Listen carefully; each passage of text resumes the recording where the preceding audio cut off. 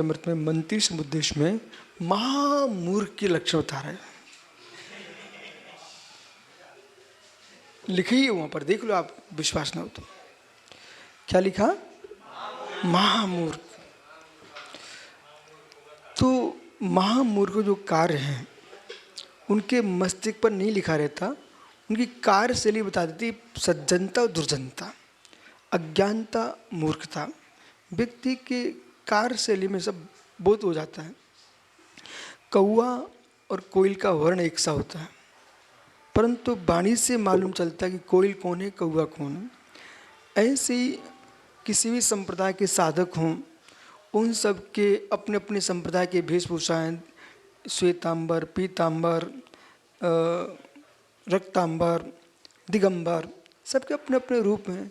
तो वे सभी साधु एक रूप में बेस दिखता है, पर उनकी वाणी, उनका चाल चलन, उनका हृदय जब बोलता है ना, तब मालूम चलता है कि भाई इसमें कोयल कौन कूक रही है और कौआ कौन काँव काँव कर रहा है।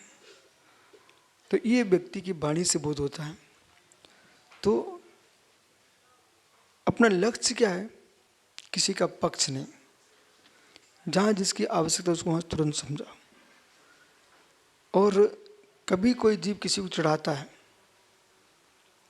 तो वो चिढ़ाता है नाम सामायिक भंग कर रहा है, तो अपन को उसका उत्तर ही नहीं देना चाहिए कि मेरे गुरु ने मेरा नाम सत्यार्थ रखा है, तो हमको कोई कुछ कह के बुला रहा है, हमको देखनी नहीं है। तो तुम क्यों देख रहे हो? मतलब तुम इसको स्वीकार कर रहे हो, हमको देखनी नहीं है, हमारा वो नाम ही नहीं है। आप उसको सुनकर के मुस्कुराए, आप उसको सुनकर हंसे और उनके कहने पर आपने स्वीकार किया है, तो फिर समझ में आता है कि ये इस बात को स्वीकार किया है। शहर सागर जी, इस समय आपको बिल्कुल शांत बैठने का है। तो व्यक्ति के अंदर कभी कभी जो ज्ञानी लोग रहते हैं उनको लोग गाली देते हैं, पर वो यही ज्ञानी की पहचान है। हम गाली सुन ही नहीं रहे, पता नहीं किसको बोल रहा है, क्या मालूम। और आपने कहा क्यों भाई, क्यों गाली दे रहे हो? तो तीसरा भिन्न पुरुष है, वो समझ गया इनकी यही औकात है कि इनको गाली देने वाले लोग हैं। ये बात है। हमको हर बात का उत्तर देना नहीं है, जिससे भी संवाद बढ़े वो तो उत्तर देना ही नहीं है। विसंवाद का काल है तो मौन ले लो, जब संवाद काल पर बता समझा दो। और द्रव्य चेत काल भाव देखो, तुम शुभ्र साधे सीखो। उनके पास अभी कोई आए बोले आहार के बाद मिलेंगे, तो बहुत सारी बातें आहार करके करना चाहिए, बहुत सारी बातें पानी पी के करना चाहिए, बहुत सारी बातें सो करके करना चाहिए, सोने की बात करना। जैसे बहुत टेंशन है, बोले मैं कल मिलूँगा, सोने के बाद मिलूँगा, ठीक है। और बहुत सारी बातें, कितनी टेंशन हो, सोने की इच्छा हो, तब भी बैठे रहना चाहिए, तब भी बैठे। वो बैठे बैठे सोना श्रेष्ठ है, लेकिन सभा को छोड़ के भग जाना ये सभा का उपवास है, समझ कि नहीं। तो इतना विवेक होना चाहिए आपको कि सामने पत्थर मत रखो, तुम्हें नींद आ रही, ठीक है। कल आपने देखा एक अम्मा साग मंडी में बैठी हुई थी, ठीक है। वो साग मंडी में बैठी बैठी अपनी दुकान में बैठी है और आंखें में सो रही थी, ठीक है, सो रही थी। लेकिन भले वो सो रही हो, तब भी उसका कोई माल उठा के नहीं जा पा रहा था, क्योंकि वो बैठी वहाँ पर। तो कब जग जाओ पता नहीं, ठीक है। हमारे मार साहब थे, वे कुर्सी डाल के और जैसे ही बैठे तो सो जाए, ठीक है, पर पीरियड में जरूर बैठे थे, वहाँ बैठे रहते, सो जाते थे। तब बच्चों को ही जगाना पड़ता, सर समझाओ, समझ में आया कि नहीं। तो ऐसे ही तुम्हारी सीट खाली नहीं करना चाहिए। अब उनको सज्जनों में नाम लिखाना, मूर्खों में नाम नहीं लिखाना।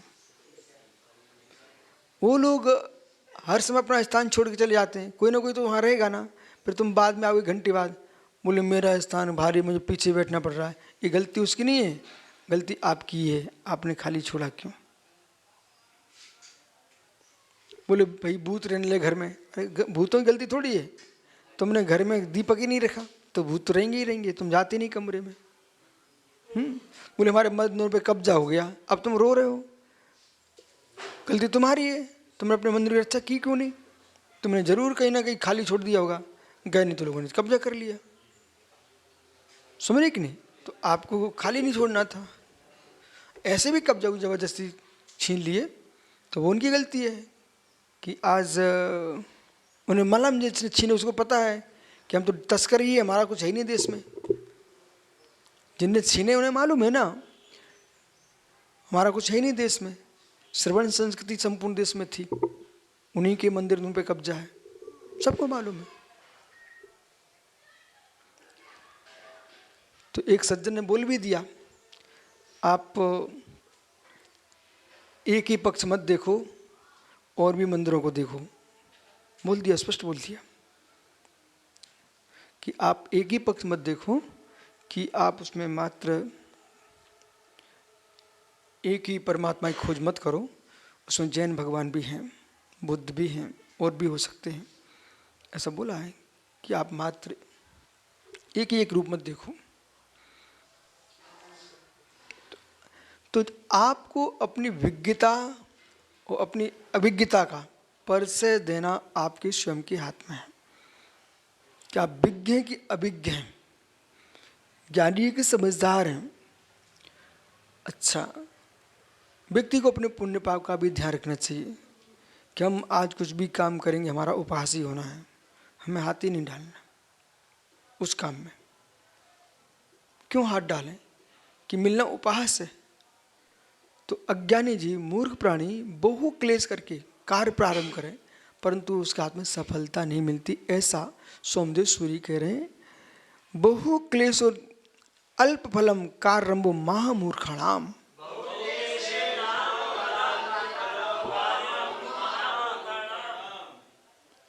ये भी दया आती है, ये भी दया आती है, कभी कभी जीवों पर दया नहीं आती। जो सच्चा दयालु है तो क्या कहे, देखो बेचारा कितनी मेहनत कर रहा है फिर भी उसको यश नहीं मिलता है, चलो यश नहीं मिले कोई बात नहीं है, उल्टा लोग डांट रहे उसको तो। ऐसे हमने कई लोगों को छांट के रखा अपने हमारे मस्तिष्क में है, उन पर मुझे बहुत दया आती है, खूब मेहनत करते हैं पर मेहनत करने के बाद कुछ ऐसा शब्द बोल के चले जाएंगे कि पूरी मेहनत पानी में फिर गई। ठीक है, नहीं देखो पुण्य पाप ऐसा, आपने नाम कर्म की प्रकृति पढ़ी ना, सुस्वर दुस्वर नाम कर्म की प्रकृति है। दुस्वर अशुभ कर्म है, सुस्वर शुभ कर्म है, बराबर। तो दुस्वर नाम कर्म प्रकृति है। एक व्यक्ति बैठा हुआ सुख पा रहा है, कुछ करता नहीं है, यश भी पा रहा है। एक व्यक्ति मेहनत कर रहा है बेचारा और 2 मिनट भी शांति से बैठ नहीं पा रहा, तुम्हारी सेवा ही कर रहा है, चल के आए तुम्हारी सेवा कर रहे हैं, समझ रहे कि नहीं? तो ये भी तो देखना चाहिए, सामने वाला स्वयं भी तो कष्ट में है, तो अपना कर्तव्य तुम्हारी कोई सेवा करे उसको उसकी सेवा का उपकार मानना चाहिए।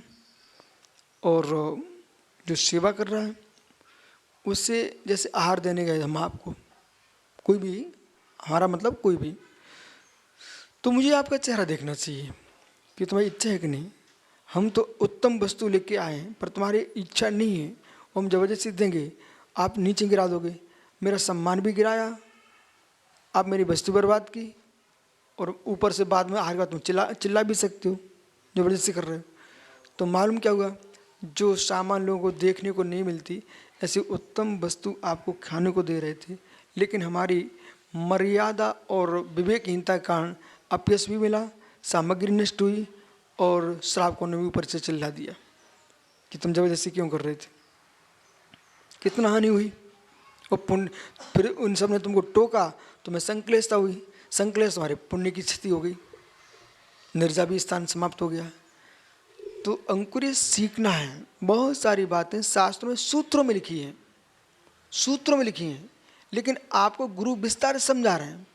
आपके हाथ में था लड्डू, बहुत सुंदर मावा मिष्टान से भरा हुआ लड्डू था, वो आपने समके चारों दिया, वो चल के आए हुए हैं, उनको जरूरत थी इसमें तुरंत पहले गिलास में पानी की आवश्यकता थी, कंठ सूख रहा था, तुम्हारा लड्डू तो बहुत अच्छा था लेकिन आप में चलते पहले ही गिलास में लड्डू दे रहे थे, तो भाई तो फंस जाएगा, तकलीफ देगा।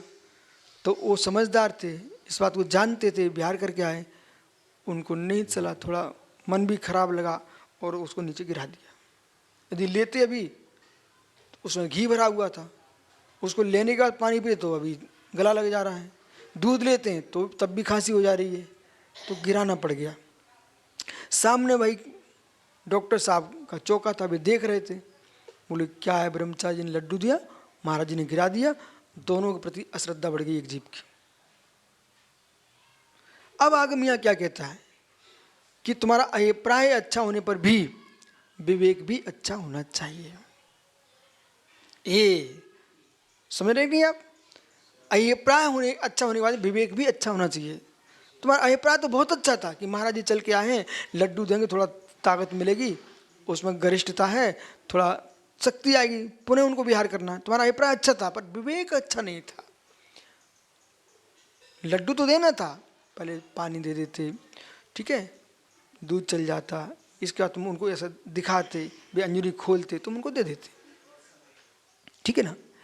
कभी कभी हो सकता है उस समय नहीं लिया, उन्हें बाद में लेना था। तुम्हारा अभिप्राय तो अच्छा था, बोले हमारी इच्छा नहीं है, तुम उठा के रख दिया अंदर, अब लौट के आने वाला नहीं है। इसलिए श्रावक के लिए विज्ञान नाम का गुण है बेटा, दाता का विज्ञान। दाता के 7 गुणों में एक गुण विज्ञान। विज्ञान गुण का यही अर्थ है, एक बार दिखाया नहीं लिया, थोड़ी देर बाद फिर से एक बार दिखा लो। ऐसा नहीं करना कि अंदर ले जाओ, उठा लो, हटाओ सब हटाओ, ये भी नहीं, ठीक है।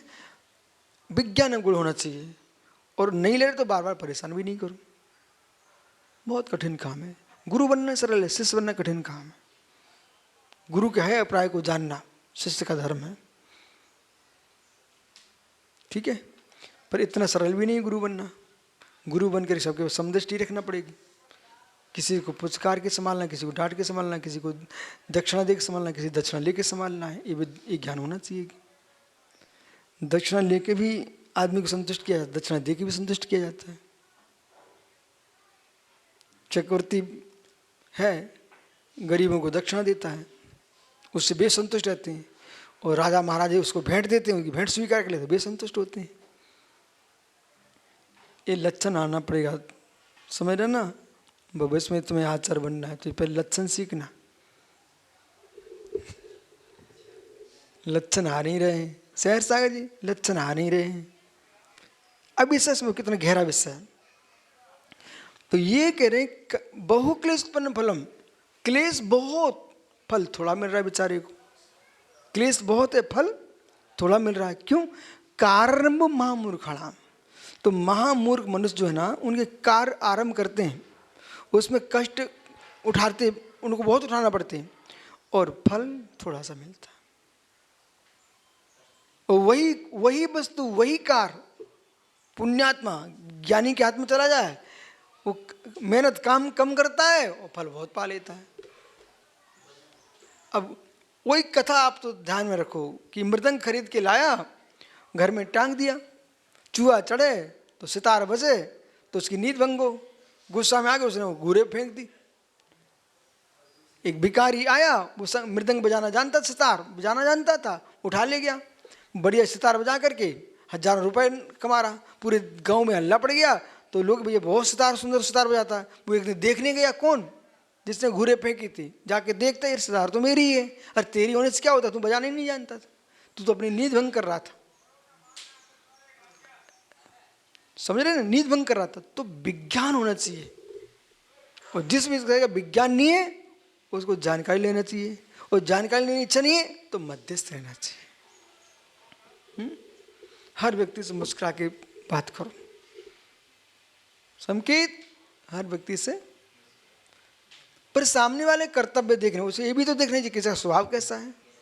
किसी गंभीर ही है तो उसे गंभीर रूप में देखो ना आप, तुम क्यों परेशान हो? अब सबके साथ गंभीर रहते हैं ना, तो सार्थक सागर को समझ भैया ये गंभीर है, इसका स्वभाव है, हम इसी के साथ ढलेंगे। माया रहित, कैसे मुस्कुराना चाहिए? माया रहित, बनावटी नहीं, अंदर में गुस्सा कर रहे, ऊपर से कह रहे हम तुम्हारे मित्र हैं, ऐसा नहीं है ना। शेष आगे विचार करें।